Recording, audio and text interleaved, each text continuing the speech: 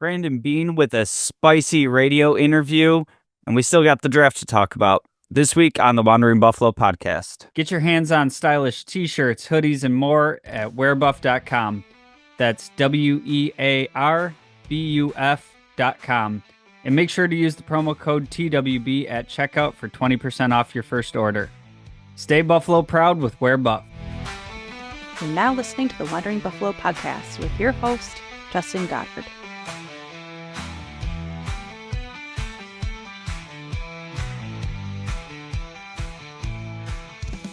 Bills Mafia, welcome into another episode of the Wandering Buffalo podcast, a show on the Buffalo FamBase podcast network.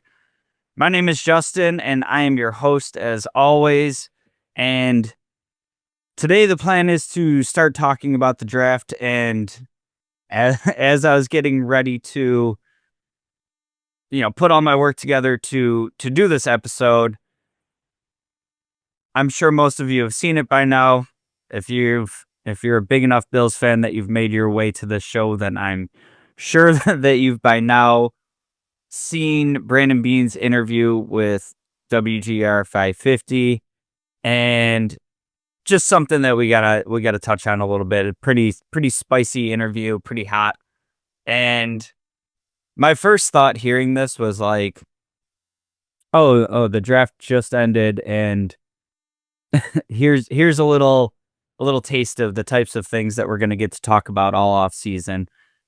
I don't know if this is the same for like every fan base across the league, or if this comes from the place of Bills Mafia passion. But it always seems like there's that next storyline, that next drama, the next big thing happening. And in this case, it was Brandon Beane coming on to WGR 550 for his post-draft radio spot, and just right out the gates coming in hot. And if you haven't heard it already, take a listen to it. I'm not going to get into too much of the direct quotes or anything here, but basically it came about. The segment on the radio show was breaking down the draft and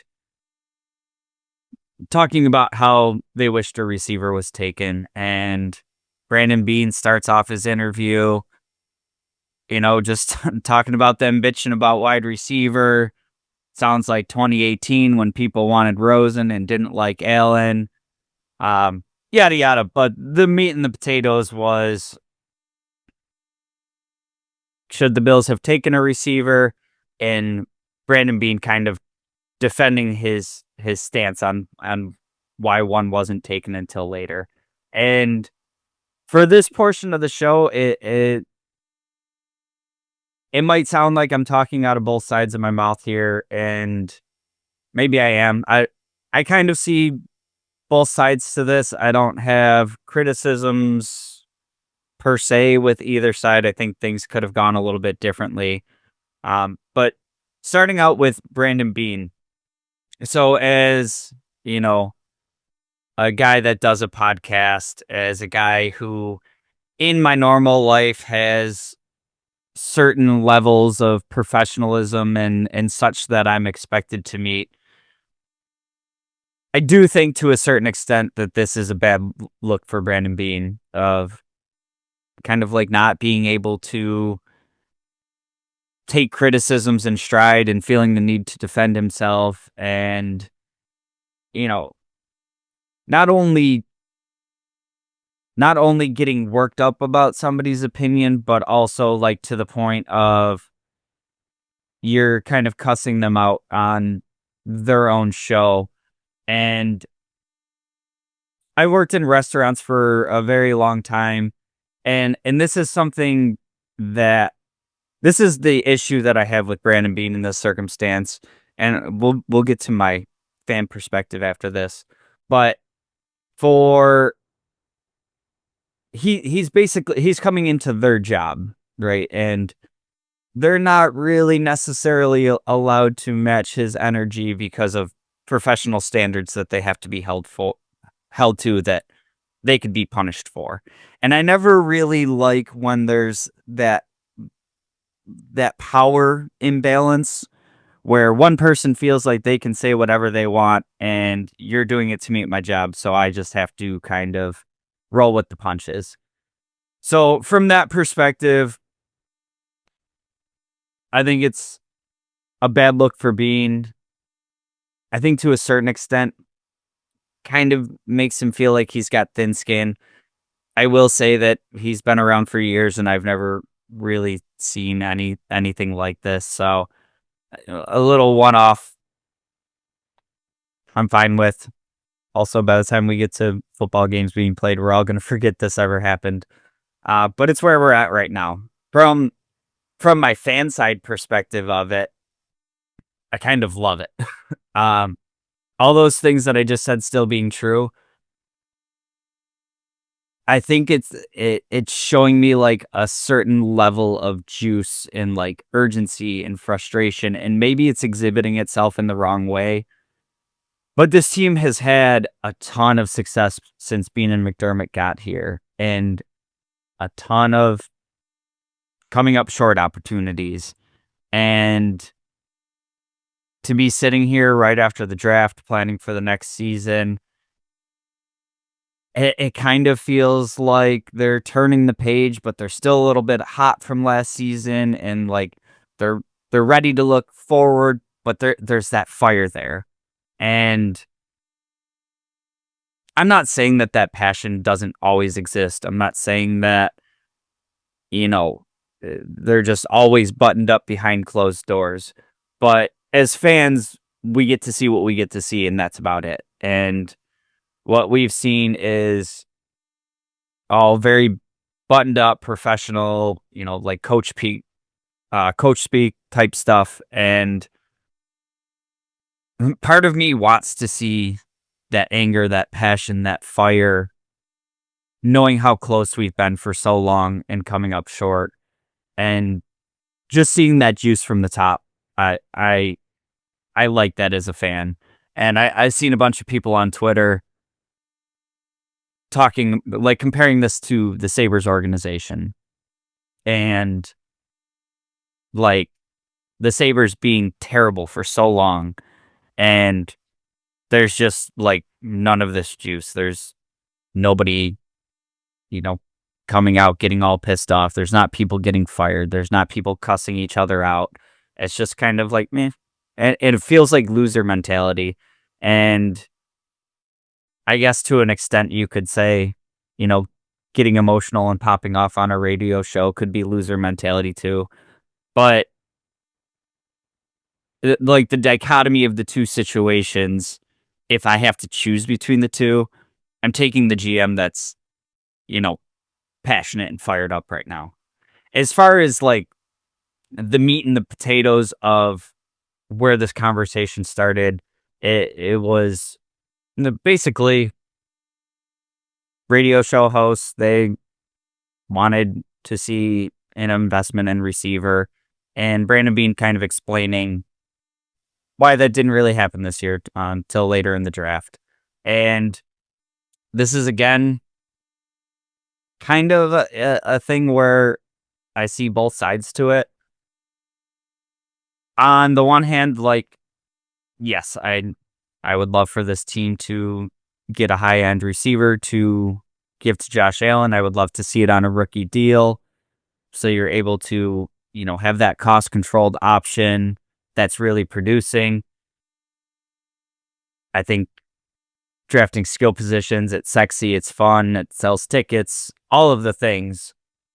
And on the other hand, from Beane's perspective, like, yes, the Bills were just one game away from the Super Bowl.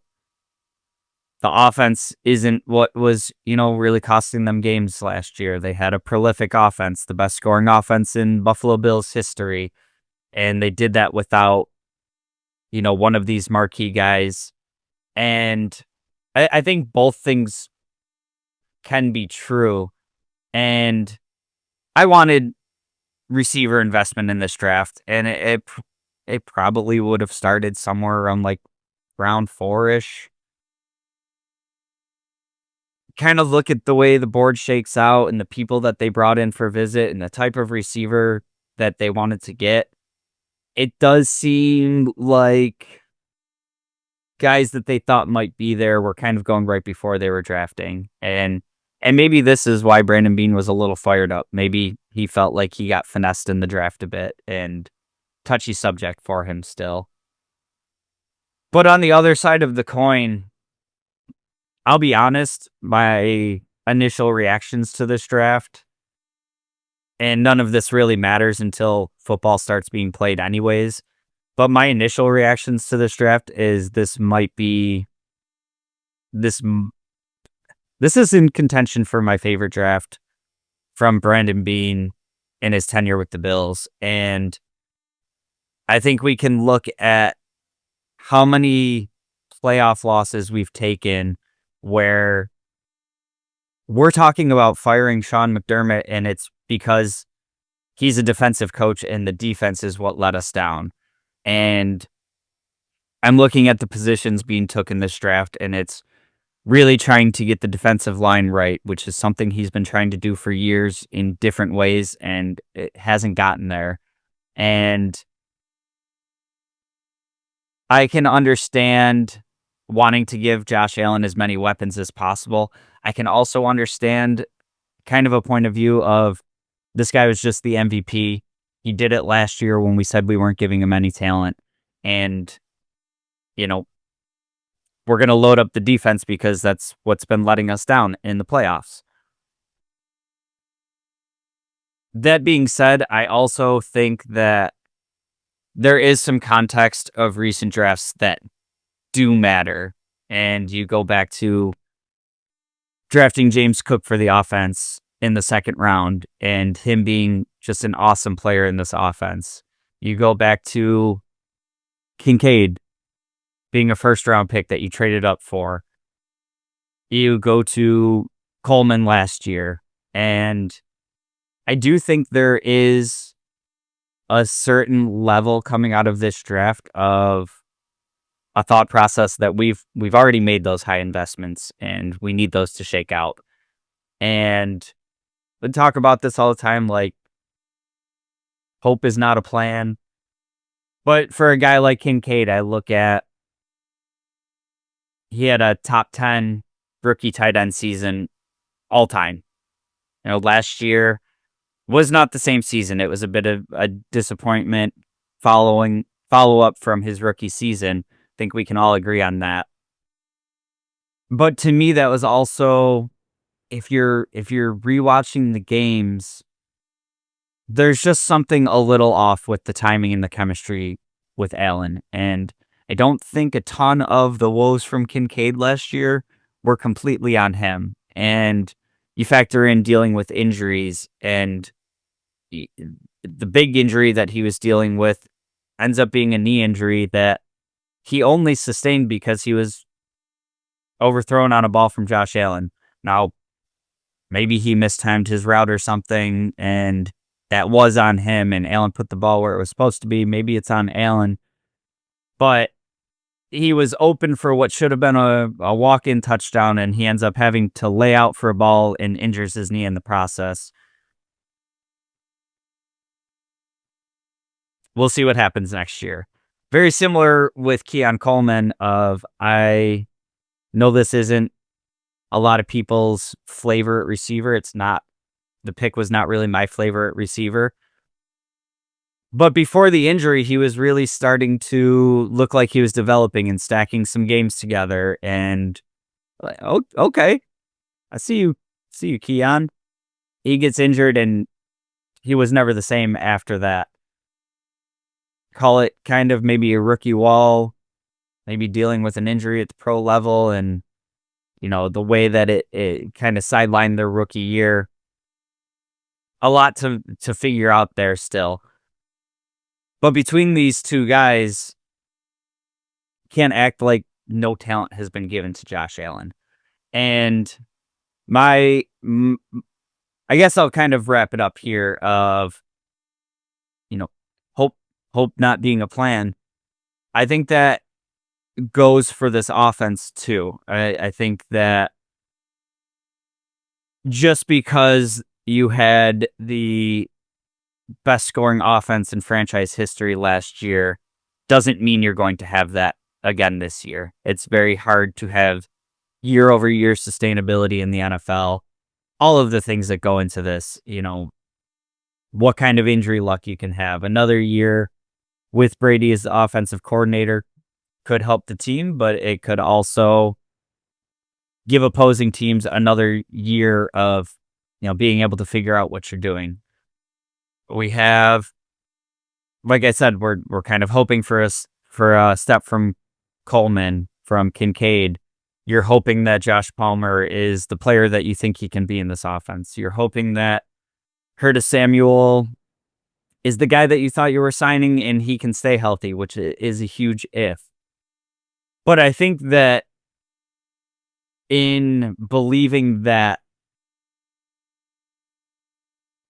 I think that you can have a plan for the offense kind of regressing to the mean a little bit. And your plan for that can also be, let's have the defense be more reliable, more impactful, more game-changing, to give the offense more opportunities, to put the offense in better situations, so that if the offense does come back down to earth a little bit, the defense can pick up the slack.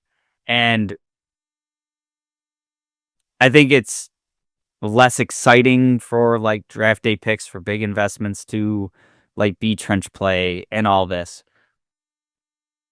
That being said, I think it takes all phases of the game to consistently win and to get to that ultimate goal of winning the Super Bowl. And you hear it all the time, defense wins championships.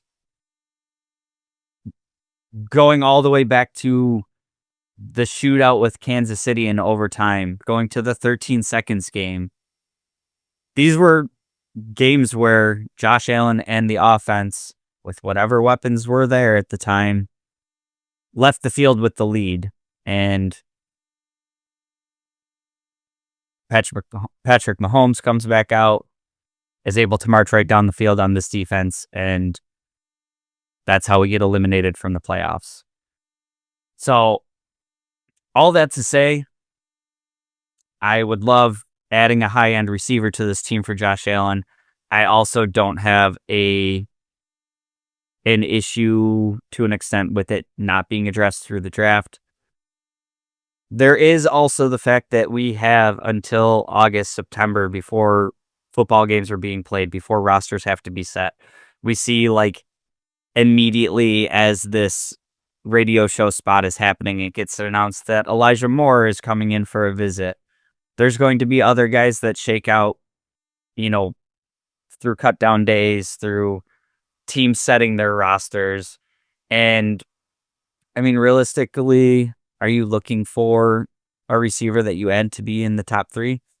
I don't know. I think you're probably adding a wide receiver 4, right? Wide receiver 5. Maybe a guy that's competing with Coleman for a depth chart position. But there's still like 4 or 5 months to get this roster set. So I'm not getting too high or low on anything right now. We'll see what happens. There's still more free agency that can happen. There's still trades that can happen. There's a ton of movement that can happen still. So we'll see how it all shakes out throughout the course of the summer and kind of revisit it there. Moving on to the draft, I'm just going to take a quick look at the first 3 rounds today. Kind of want to give myself a little bit more time with the later round prospects that I didn't spend as much time with in the pre-draft process.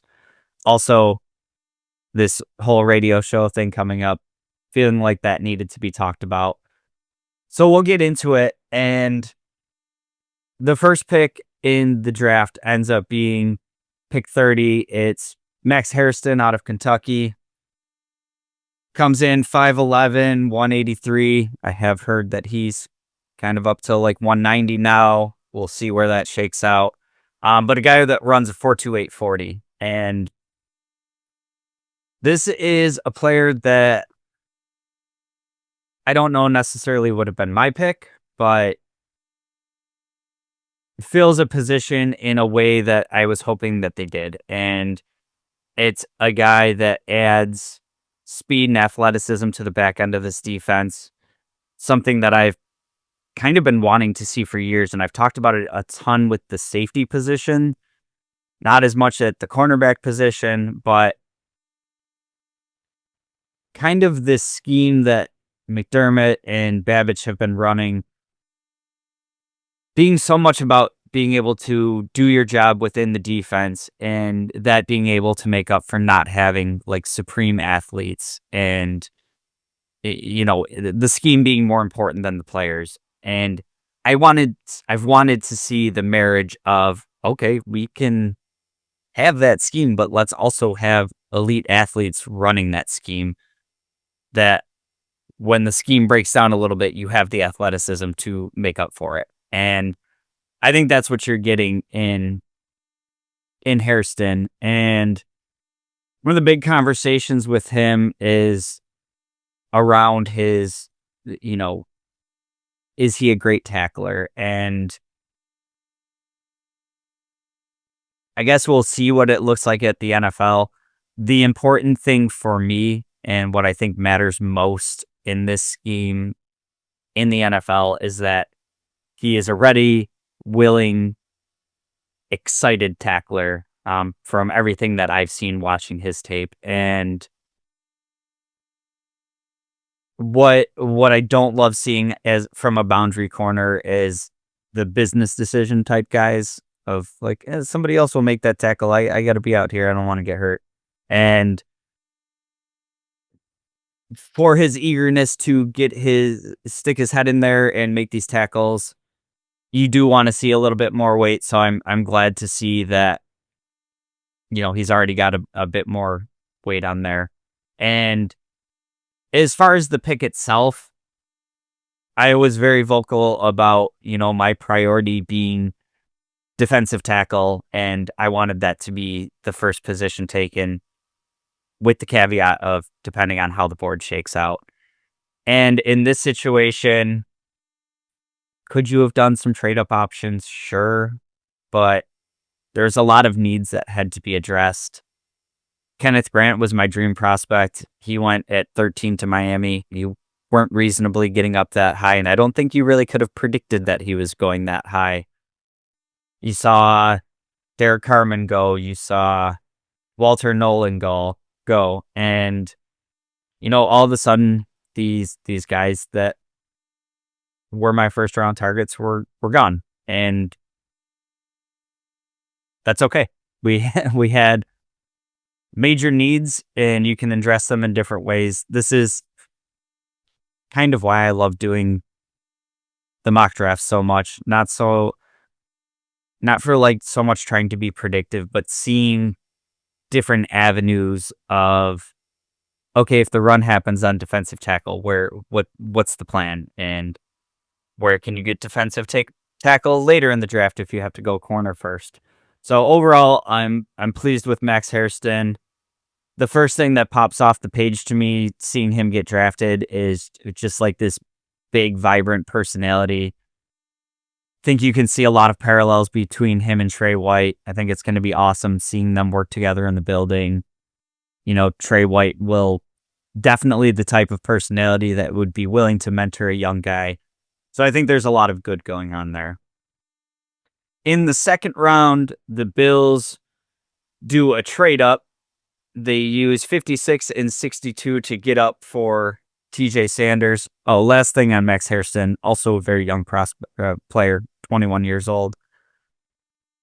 In the second round, the Bills trade up for TJ Sanders out of South Carolina, also 21 years old, 6'4", 291. They use 56 and 62 to get up to get him. They also pick up a third round pick in the process. And this is another pick that I'm very pleased with. It fills a need, defensive tackle being a huge need. I think we talked a lot, not just on this show, but, kind of throughout the whole draft process. A lot of the conversation was,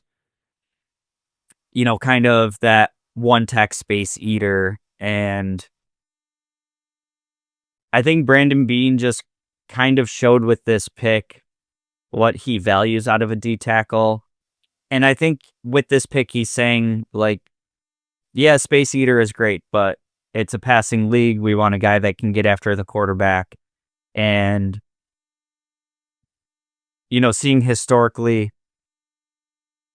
what pressure in the face of quarterbacks does to them and how effective that pressure is up the middle. And I think that's what you're getting in TJ Sanders. A little bit of a smaller guy. Again, kind of same weight range as Ed Oliver. But another guy that can kind of play that 3-tech, can get after the passer. And when we're looking at what type of edge players we have, I think I see a path to this coming together very nicely. And that kind of takes us into the 3rd round pick that we selected in Landon Jackson. Coming from Arkansas, he's 22 years old, 6'6", 280. If you've seen the clips of him, slapping the bags when he was a freshman, or I'm not sure if he was a freshman. It was earlier on. Quite the glow up from a physical perspective. And I think this is a sneaky good pick. And, there was this goes for Sanders too. A lot of mock drafts that I saw with both Sanders and Jackson being a pick for the Bills at pick 30. So you get them in round 2 and 3 respectively. I know mock drafts aren't the end all be all of anything, but you have to first kind of look at the value of what you're getting there. And I don't think Landon Jackson, turns into a Myles Garrett, like Hall of Fame type player. But what I do think he gives you, I think from day one, he's going to be great in the run game. He's physical dude. He's got a motor. He does a very good job keeping his contain, setting the edge on run plays. And for a lot of people out there, myself included, that really hate seeing the Bills constantly get gashed in the run game, I think this is a guy that immediately improves your run defense, especially if you're talking about pairing him up with Groot on the other side. And then also what this pick does for Joey Bosa, and a guy that you brought in to be that game-wrecking pass rusher, hopefully. This is a dude that can, play the early and rundowns and let Joey Bosa be fresh and get the best pass rush that you can out of him. Hopefully keep him healthy for a whole season. Hopefully have him available in the playoffs to wreck a game or two for you. And the other thing that I like about this Landon Jackson pick, and I've heard Joe Marino talk about this a lot, but I think it's also very evident in watching his tape, is this is a guy who is very cognizant of what his skill set is and how he wins. And he's not a guy that is going to run circles around anybody. He plays the angles and uses his technique to basically play through offensive linemen. And I think this kind of compression style, cage style rush is something that we've seen a ton from this organization in players like Groot. You see it in like Epinesa. You saw it in what you hoped Boogie Basham would be. And the combined compression cage style rush mixed with players in the defensive tackle positions that are going to be able to penetrate and get in the face of the quarterback. You've seen this be super effective against guys like Lamar Jackson and Patrick Mahomes, where when they're trying to negotiate the pocket, you're not giving them much option except for to go backwards. And it limits their escapability in the pocket, where they're just kind of contained and they have to get the ball out or they have to go backwards. And I'm excited to see how that all comes together. For anybody out there that, had complaints about Von Miller last year, and we can do a whole nother thing about whether he was effective or not with his pass rush style.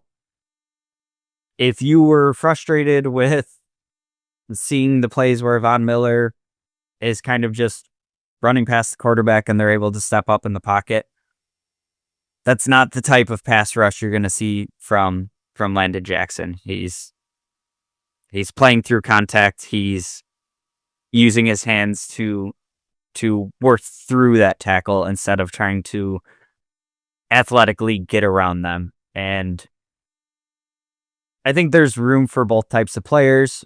I think that it can be awesome when you pair that compression style that's going to back the quarterback up on one side and you have the speed guy on the other side. I think there's a whole bunch of different styles that can be effective.